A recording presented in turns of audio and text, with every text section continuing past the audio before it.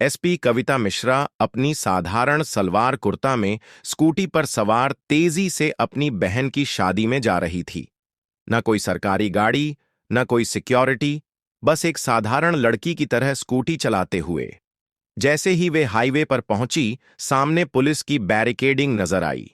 3-4 पुलिसकर्मी सड़क पर खड़े थे और बीच में दरोगा रमाशंकर यादव वर्दी में खड़ा था।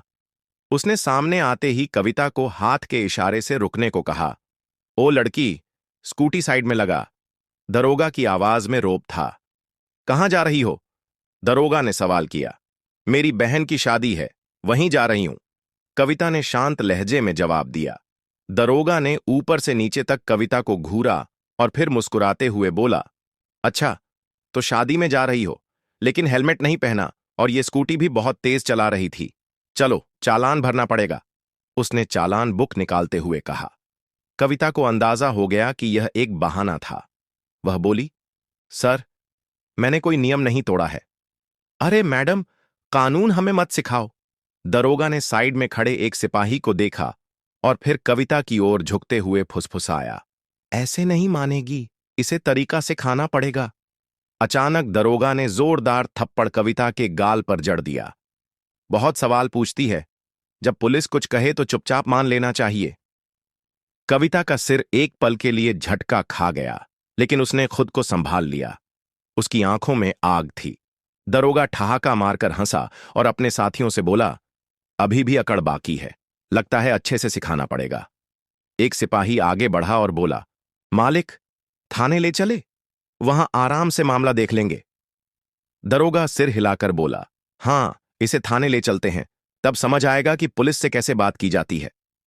एक सिपाही ने कविता का हाथ पकड़कर खींचा। चल, जीप में बैठ।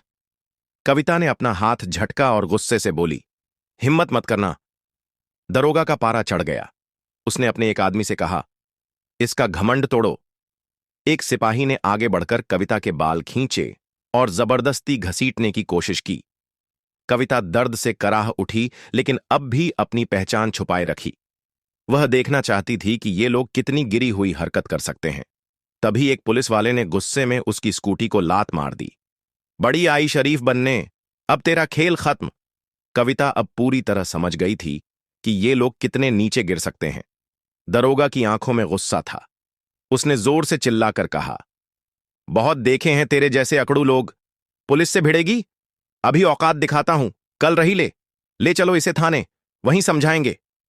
एसपी कविता मिश्रा अब भी चुप थी। उसने अपनी पहचान बताने का कोई इरादा नहीं किया। वह देखना चाहती थी कि प्रशासन कितना नीचे गिर चुका है। दरोगा रमाशंकर यादव अब झुंझला चुका था। उसके सामने एक लड़की खड़ी थी, जिसने उसके तमाचे खाए, बाल खींचे गए, हाथ पकड़कर घसीटा गया, लेकिन वह अब भी चुप थी। दरोगा ने सिपाहियों को घूरते हुए कहा, ले चलो इसे थाने, वहीं देखेंगे इसका क्या करना है। 2 सिपाही कविता के दोनों हाथ पकड़कर घसीटने लगे। छोड़ो मुझे, कविता पहली बार जोर से बोली।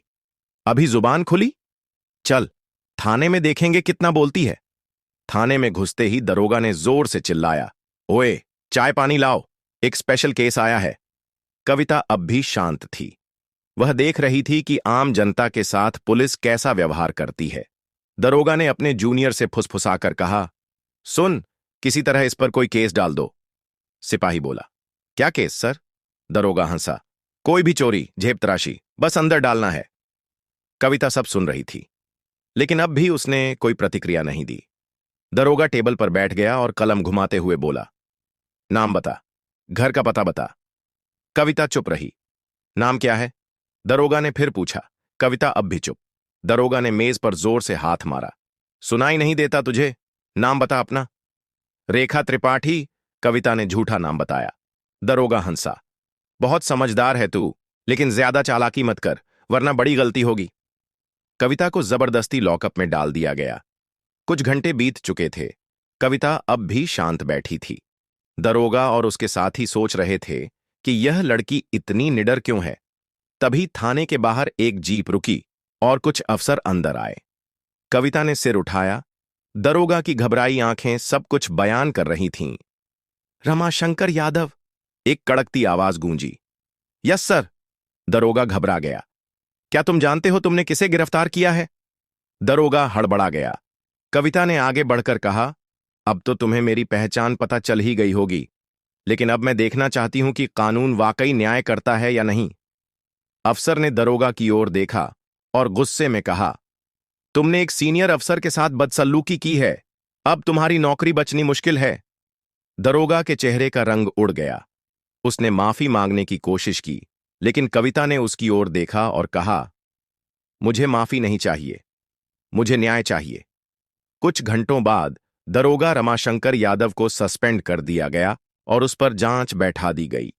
कविता ने अपनी बहन की शादी में जाकर परिवार के साथ खुशी मनाई, लेकिन इस घटना ने उसे एक नई सीख दी। असली शक्ति डर में नहीं, बल्कि हिम्मत और सच्चाई में होती है। अगर आपको यह प्रेरणादायक कहानी पसंद आई, तो वीडियो को लाइक करें, कमेंट में अपनी राय दें और चैनल को सब्सक्राइब करना न भूलें। हम आपके लिए ऐसी ही और भी प्रेरणादायक कहानियां लाते रहेंगे। धन्यवाद।